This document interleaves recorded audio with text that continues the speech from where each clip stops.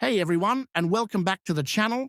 Windows 10 is officially reaching its end of support on October 14th, 2025. That means no more free security updates. But for those of you not ready to upgrade to Windows 11, Microsoft has introduced the Extended Security Updates, or ESU, program for consumers. You can get up to 1 year of extra security updates, often for free. However, many users are finding one frustrating problem. The Enroll Now option for ESU is just completely missing from Windows Update.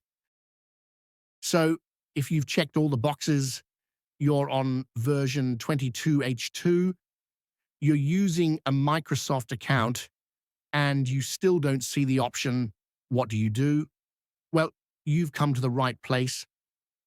Today, I'm going to walk you through a few methods to make that enrollment option appear so you can secure your PC.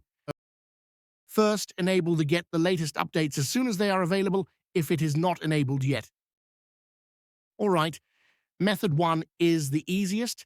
Just wait. Microsoft is rolling out this feature in phases, so not everyone will see it at the same time.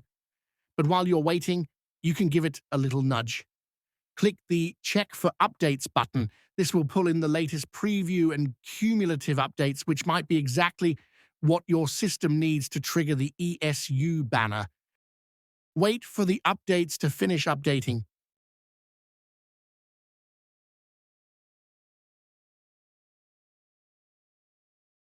As you can see, this update has fixed my issue. The Enroll link is now showing.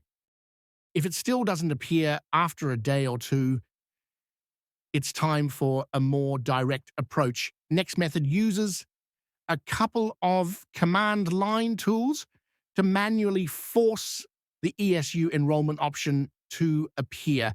Don't worry, it's not as scary as it sounds. I have placed the instructions in the video description as well as the commands to run. And there you have it.